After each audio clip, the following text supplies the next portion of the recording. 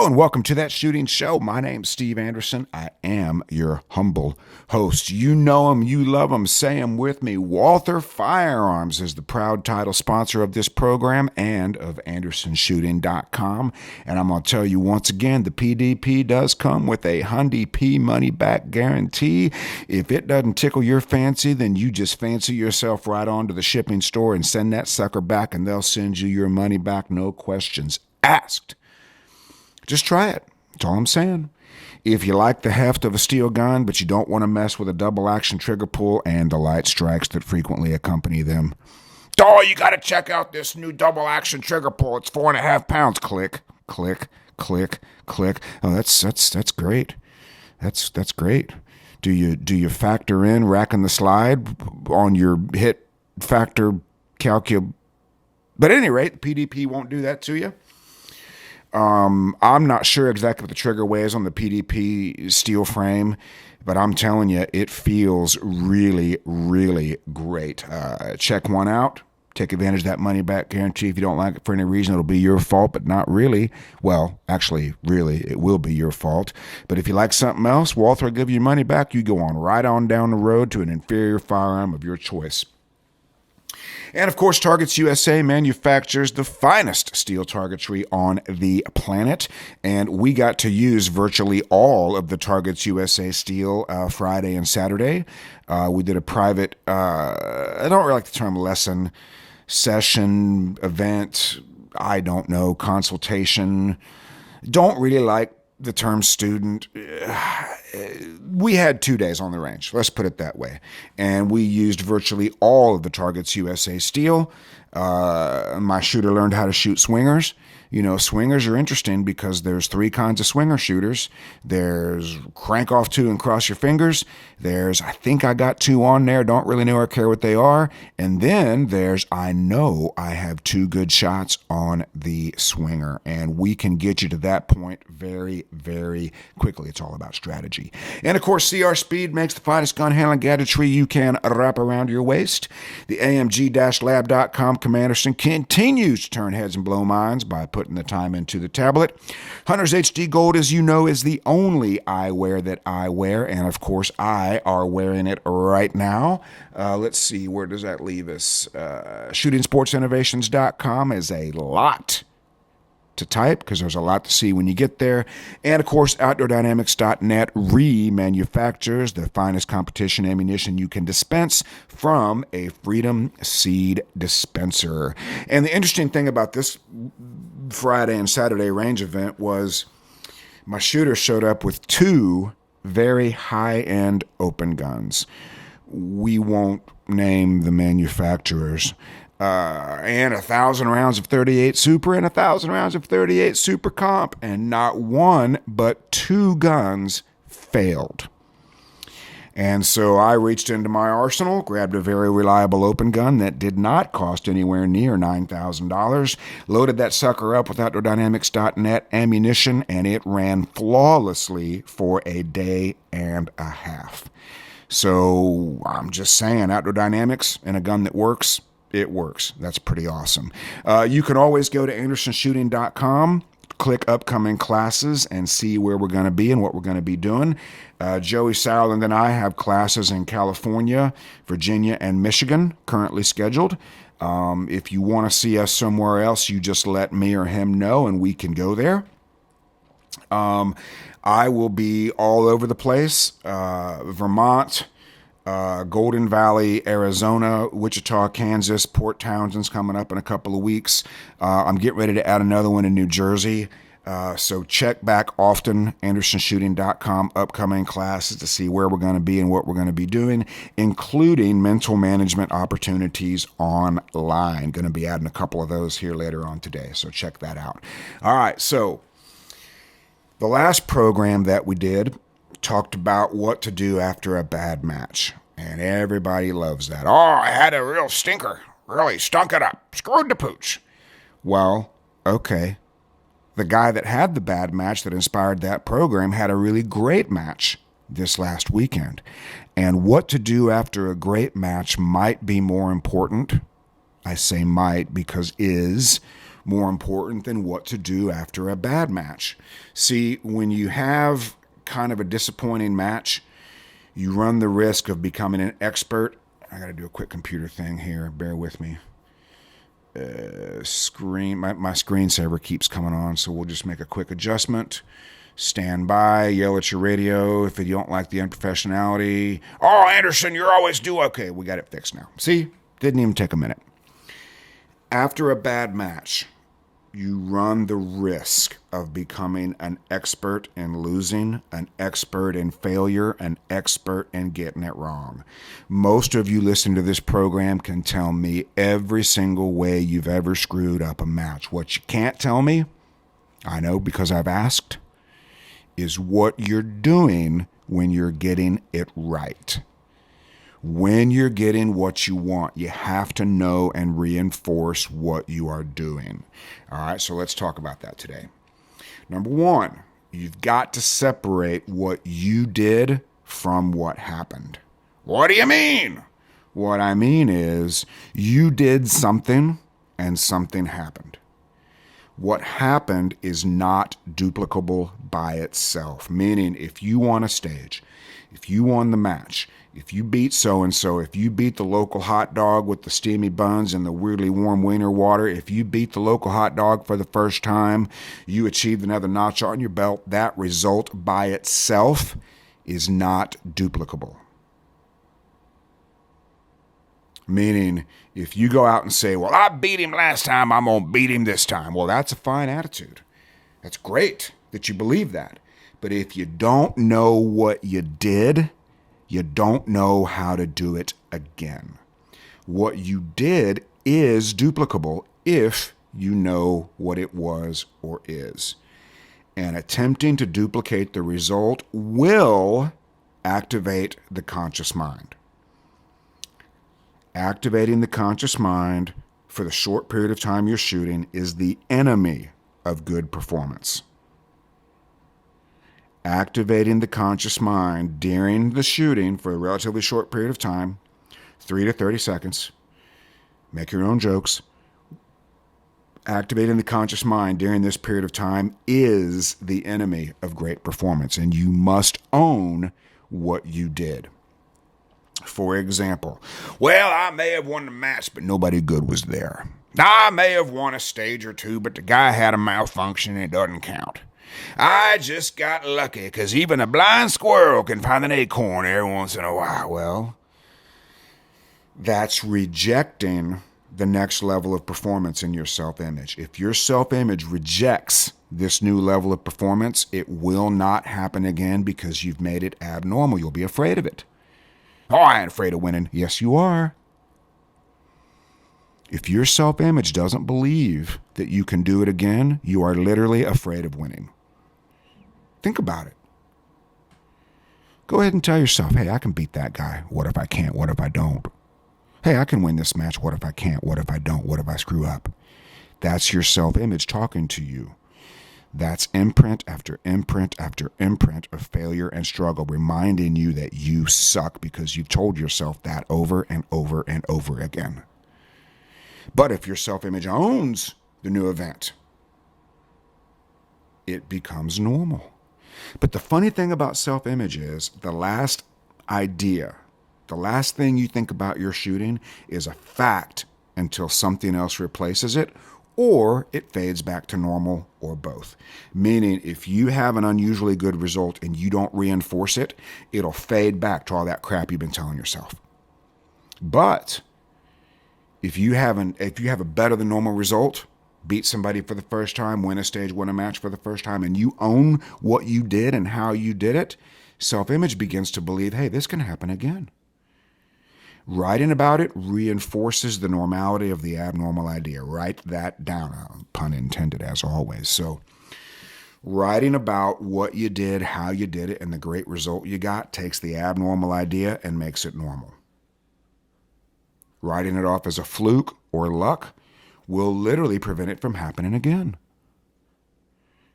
And if you won the match or the stage, if you think, well, it wasn't really perfect. Well, your division percentage of the stage or the match is your percentage of perfection, if that's important to you. Right? If you're type A, if you're a perfectionist, well, if you shot 99% of the winner, you are 99% perfect. That's pretty great. But most of you will see a 1% failure. And you'll say, oh, I missed my grip. Oh, I missed my reload. Oh, I had a delta. And these ideas become you. 94% is not a 6% failure. It's 94% perfect. And if you had a great match or stage, I'm going to go out on a limb, and I'm going to guess what happened. Tell me if I'm wrong. Shout at your radio. You knew the stage very well. If we're talking about a stage win or the match in general, if you won the match in general, you knew the stages very well. If I'm wrong, yell at your radio. While you were shooting, you had a very low amount of conscious thought. You weren't thinking about very much. And you either had a higher than normal level of confidence or you weren't worried about the results. Those are pretty much the same thing.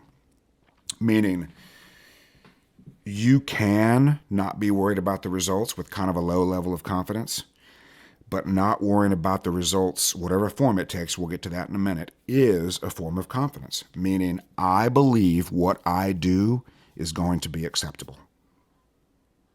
That's where we got to get to. I believe that what I can do today will be acceptable today. And ideally, you had a duplicable singular focus while you were shooting.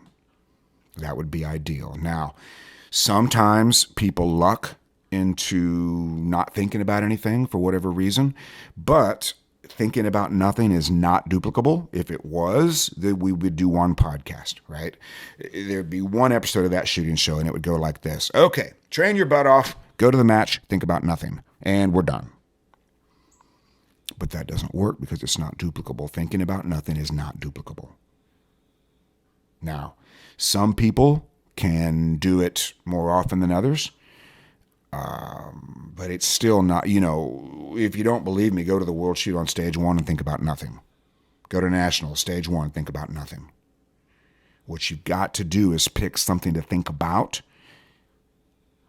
that occupies the conscious mind, which duplicates the environment of thinking about nothing. Number 5, most of you won't do this. I keep telling you to do it. You won't do it. Write it down while it's fresh in your mind. If you want this to happen again, take 10 minutes and write down the conditions that existed when you got what you wanted. The mental conditions that existed when you got what you wanted. That is the key to duplicating this.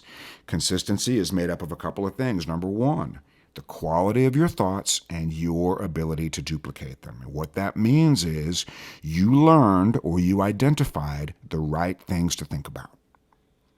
Your job is to know those things and duplicate those things. This is what I was thinking about before the stage when I got what I wanted. This is what I was thinking about during the stage when I got what I wanted. The big mistake people make is what they think about after the stage.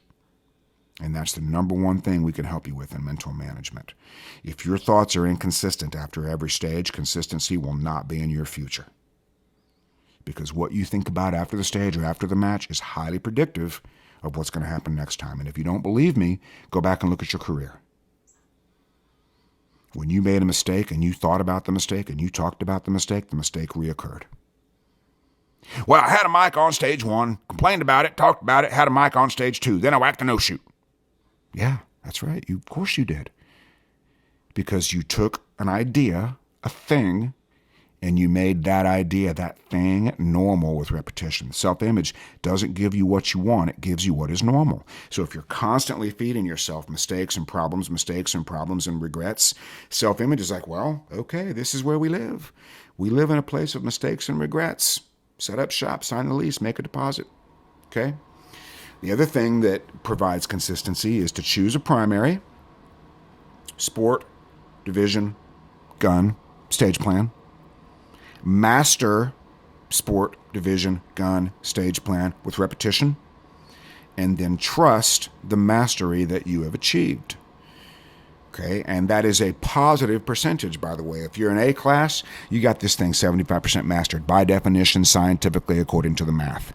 If you're a master class shooter, you've got it 85% mastered. If you're a G, you've got it 95% mastered. Do you trust that you have the sport 95%, 85%, 75%, 65% mastered? Do you trust that?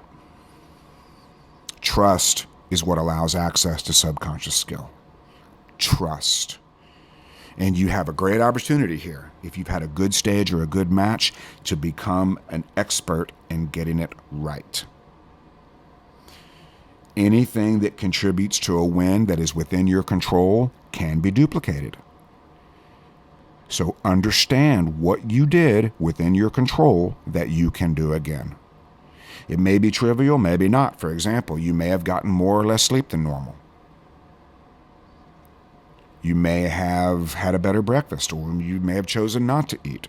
You may have been better hydrated. You may have been in better physical condition. You may have been in a better mood. You may have been having more fun than normal. Any of these things that you can identify can be duplicated. And you've got to know what these things are so you can do it again. Number one, if you won the match, one of two things happened. Either you identified a process and you executed it without thinking about the results at all, and you just kept on doing it. Well, let me rephrase that, without worrying about the results. Or you said, hey, this is going pretty good. Either you knew the results, somebody was telling you, you were aware that the stage times were good after everybody else shot, and you doubled down on what you were doing. Hey, this is what I'm doing. This is working. But you've got to be able to define it while it happens. Meaning, if you're the first shooter on stage one, you have a great run, you may or may not know if that's a great time, but you do know what you did, and you do know it went pretty well. You don't have to win a single stage to win the match as long as number one rotates. You can come in second or third at nationals for 2 or 3 days, and you can win your division as long as 1 and 2 keep rotating. And at nationals, they're very likely to do that. Okay? So, if we think, well, I know that knowing the stages was a big part of your success. So here's how to know the stage. You need to get at least 20 reps of a stage plan decided pretty early. The earlier you choose that stage plan, the more time you have to master it with repetition. I think 20 is a good place to start it. If you're not getting 20 reps of a stage, and I mean every stage, I mean the little stage, I mean the medium stage, I mean the big stage. If you don't know that stage inside and out, you're going to be reading the map while you're driving. You're going to be staring at the GPS while you're steering with your knees. Yeah, you can do that, but it ain't going to be your best driving. And the mental reps are better and more important than the walking reps. It's quicker, meaning you can do more of them for a given amount of time, and it's more consistent. If you're trying to walk the stage 50 times, there's going to be elbows and a-holes in your way the entire time.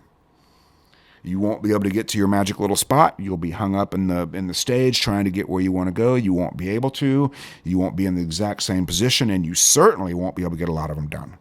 But as soon as you've got the sucker memorized, mentalizing is better than walking. The only audio in your visualization should be the round count. If there's any technical instruction in your visualization, do this with your foot, come over here and do this thing. If there's any technical instruction, that is very likely to wake up the conscious mind. The conscious mind loves to get involved. The conscious mind just cannot wait to get in there and micromanage that stage. But if you trust your subconscious skill, you can keep that from happening. And anytime there's something technical you need to do, I want you to choose a subconscious skill from your subconscious inventory. And what I mean by that is, let's say you've got the shuffle step down. You've been practicing it, you can do it subconsciously. So you say, okay, this is going to be a shuffle. Walk it that way, visualize it that way. Ideally, you'd be choosing subconscious skills from subconscious inventory. And anytime you have a decision to make, short term, you're going to make that decision based on confidence. If you have a decision to make, choose what you know you can do as opposed to something you think you might be able to do. And always remind yourself that you can execute the stage plan. It's a very conscious step in mental management. This is what I'm going to do, and I know I can do it. Not, this is what I think I'm going to do, and I think maybe I can do it. We've all shot stages like that. Hey, maybe. As opposed to, this is what I'm going to do, and I know that I can do it. Make that a conscious step in your stage planning. Just telling you, you can believe me now, or you can believe me later. Sooner or later, you will agree with me. Number 9, how to lower the amount of conscious thought. Again, for the 1700th time, everybody shoots their best when they're not thinking and they don't care. What they don't do is attempt to duplicate that environment when they are thinking and they do care. This is when I can help you. See, people think that not thinking and not caring is just a matter of luck or something along those lines, but it's not. It doesn't have to be.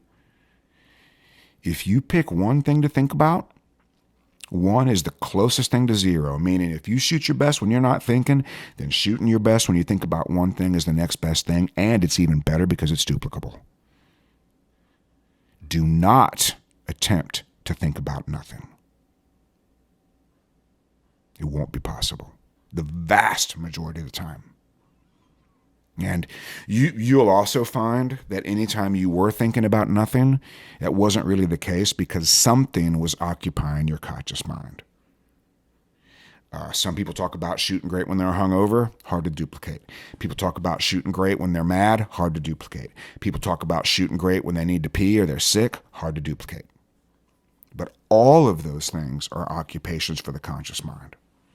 Your job is to find something that works when those other conditions are not duplicable. And don't ever think about or tell yourself what not to do. Always think about and tell yourself what to do, because it creates a picture in your mind, and that picture tends to be your immediate future. Don't hit the no shoot. What do you picture? Bam! Right in the middle of the head.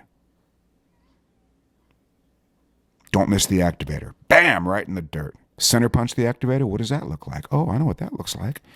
Cheater lamps in the center. Send the bullet. Activator falls down. Off we go. And again, no technical narration during the visualization. This excites and activates the conscious mind. Well, you're telling me, well, what I'm telling you to do is visualize what you want to do in the first person. Feed that information to your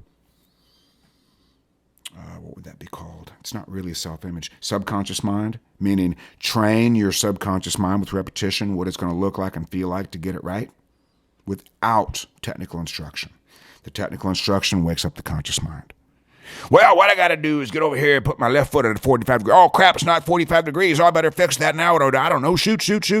Well, we're going low. We're going slow. Reload. Oh, I missed the steal. Now what do? I don't know. Go fast. You've all shot stages like that. And that's always a result of the conscious mind waking up. It's not what happens when you shoot your best. Now, number 10. Pre-accepting the results means finding a way to not be worried about them. Notice I didn't say finding a way to not care. I said finding a way to not be worried about the results. You've got 4 rough options. We'll go over them again. If you can truly reach a point where you don't care, that'll work because you're not worried about the results. That one's very difficult to get to at an important match. It is what it is a very easy one to get to, particularly if you're going to a large match for the first time. Hey, I'm going to a big match. I'm going to an area match for the first time. I'm going to nationals for the first time. It is what it is. I'm going to shoot like I know how to shoot, and I'm going to see how I stack up. That's very healthy. I'll do well. Here's a good one after that. Hey, I've been doing really good locally. I'm going to go to a state match. I know that I'll do well when I do these things. So it is what it is, and I'll do well are pretty easy to get to. I'm likely to win. Can't be faked. So I don't care, and I'm likely to win are not able to be faked. So please don't attempt to fake them. You local hot dogs, you regional hot dogs, you national hot dogs, you know what it feels like when you know you're going to win. And you also know that you couldn't have believed that before it started happening. But you've got to find a way to think about the results that prevents you from worrying about them. Worrying about the results will always cause you to undertry or overtry. Overtrying and undertrying both require the conscious mind. By definition, this reduces or eliminates access to training and skill and causes mistakes. Now, ironically, undertry is a little better than overtry. Undertry means I'm going to slow down and get my hits. You're less likely to make a big mistake, but it'll put you in the middle of the pack. Overtry is rush, try, hurry. The conscious mind is also required to do this. This greatly increases the chances of making serious mistakes, greatly increases the chance of a choke. So now, after a great match or a great stage, is the time to identify and or reinforce a process-based performance. Write in your journal, most of you aren't keeping a journal, write in your journal what you did and how you do it. And perhaps the most important thing is to tie a repeatable process to a desired result. Mental management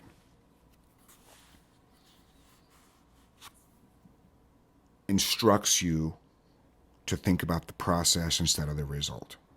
And that's very difficult for people to do because the result is what they want. I've had people tell me, I don't really care, I just want to win. Okay, that's great. When you figure out how to win, you need to understand what you did. You need to codify a repeatable process so you can do it again.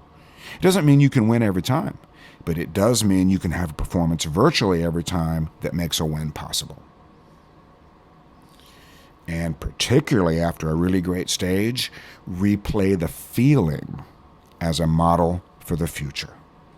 What did it look like and feel like when I did this? And if you like social media, post your victory without apology. Don't say, I managed to. Don't say, luck was in my favor. Don't say anything like that. If you're going to post it on social media, say, I brought home the W, and here's how I did it. Now, you can leave that part out. You know, you don't have to go on social media and teach people how to beat you. You don't have to do that. If you desire to remain humble or have a sense of humility or be seen that way, that's fine. Credit your process, credit your gear, credit your training, if that's important to you. Okay? I would suggest that winning more matches and stages is more important than appearing humble, but if that's important to you, credit your process, your gear, or your training.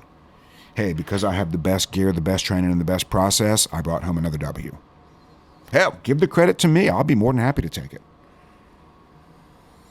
And remember your process the next time you're tempted to do something dumb.